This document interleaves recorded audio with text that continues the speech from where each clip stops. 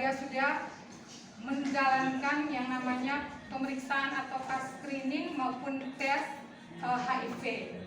Jadi tes HIV ini berlaku untuk orang-orang yang beresiko dan juga orang-orang yang memiliki penyakit yang bisa berhubungan dengan HIV ini. Misalnya teman-teman yang penyakit TBC, penyakit hepatitis, EMS, dan yang lainnya. Jadi yang sudah ada selama ini ada 9 klinik VCT di Kabupaten Sika. Jadi 9 puskesmas atau layanan ini dia bisa menjalankan pemeriksaan bukan hanya reagen 1 saja, tetapi dia bisa menjalankan reagen 1, 2, dan 3. Tetapi bukan hanya 9 puskesmas ini mereka bisa melakukan tes di puskesmas, tetapi sudah 25 puskesmas dan tambahan 3 rumah sakit. Jadi semua wilayah kecamatan di Kabupaten Sika puskesmasnya sudah bisa melaksanakan tes dan konseling HIV. Katanya baru 1 layanan yaitu di Rumah Sakit Umum Dr. TC Hilas. Jadi belum ada tambahan untuk layanan pengobatannya. Rencana kita sudah ada rencana untuk klinik CST-nya ada tambahan 3 nanti untuk Puskesmas Nita, Puskesmas Kopeta, dan juga Puskesmas Waipare. 2003 sampai dengan Oktober 2020. Jadi jumlah penderita untuk tahun 2020 jumlahnya saja sudah 62 orang yang tersebar di beberapa kecamatan yang ada di wilayah kerja di Indonesia dan Kabupaten Sika. Sementara kumulatif pasien HIV/AIDS sejak tahun 2003 sampai dengan Oktober 2020 sudah sebanyak 892 kasus.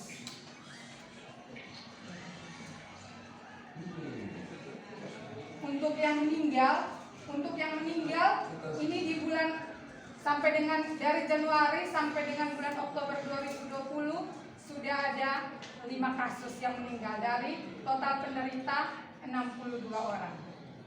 Jabaran dari masing-masing penderita HIV dan AIDS dari bulan Januari sampai Oktober 2020. Jadi yang HIV sebanyak 21 kasus, sementara AIDS-nya ada 41 kasus, dan tadi saya katakan bahwa yang meninggal sudah 5 orang.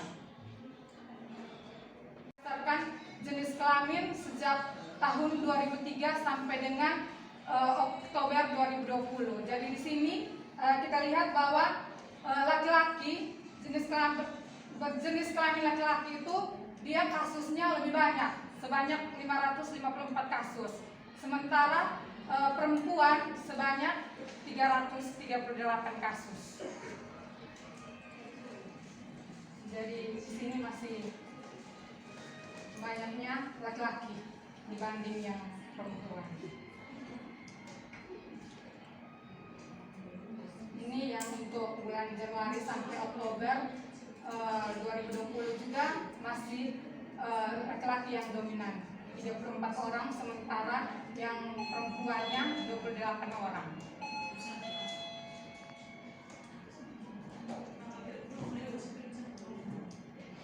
Penderita HIV. Jadi ini data yang saya tampilkan di sini hanya untuk dari bulan Januari sampai dengan Oktober 2020.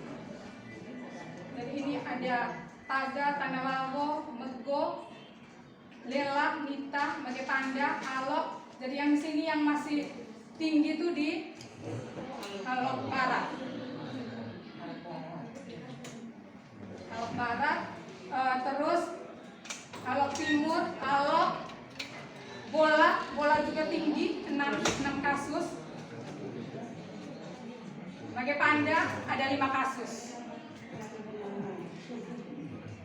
Jadi jangan hanya kita berpikir bahwa hanya kecamatan-kecamatan yang ada di sekitar kota saja, tetapi di luar juga ada. Satu pun pasti ada. Dan ular dari suami. Ada juga petani. supir juga ada, mahasiswa, tukang ojek, karyawan swasta. Jadi kita semua punya peluang untuk terkena penyakit HIV/AIDS. Bagaimana cara konsumsi obat ARV atau antiretroviral ini sebanyak 379 orang yang mengakses ARV. Jadi masih berobat sekarang itu ada 379, dan yang putus obat itu sebanyak 19 orang. Sementara yang rujuk masuk ke sini untuk pengambilan ARV itu 8 orang, yang rujuk keluar 12 orang. Sementara yang meninggal karena ARV itu sebanyak 13 orang dari bulan Januari sampai dengan bulan Oktober 2020.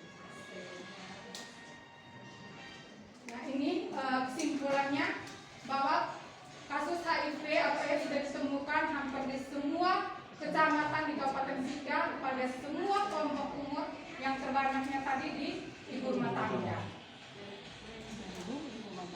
Yang berikutnya, belum semua puskesmas memiliki layanan VCT. Jadi layanan VCT tadi saya sudah sampaikan bahwa hanya 9 puskesmas yang dia bisa memeriksa sampai reagen 3. Jadi bukan hanya reagen 1, tesnya bukan hanya 1 kali, tetapi dia bisa tesnya sampai di reagen 3. Atau laki-laki seks dengan laki-laki. Dari hasil pendampingan terhadap populasi kunci ini selama periode Januari sampai Oktober, ya ada 30 orang WPS yang mendapat pengetahuan tentang IMS, HIV dan AIDS serta kondom. Kemudian waria itu ada 35 orang, LSL-nya 20.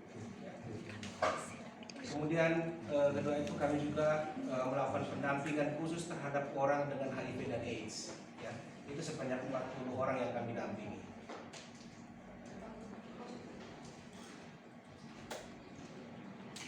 Ya. Kemudian yang ketiga itu penguatan kapasitas populasi kunci. Jadi kalau tadi itu pendampingan populasi kunci itu oleh tenaga penjangkau lapangan. Jadi waria, BPS dan LSL itu kami kunjungi, ya. Kami kunjungi dan berikan informasi terkait IMS, HIV dan AIDS dan kondom. Kemudian terkait penguatan populasi kunci ini, artinya populasi kunci itu kami kumpulkan mereka dan kami berikan mereka pemahaman seputar HIV dan AIDS dan sebagainya. Ya.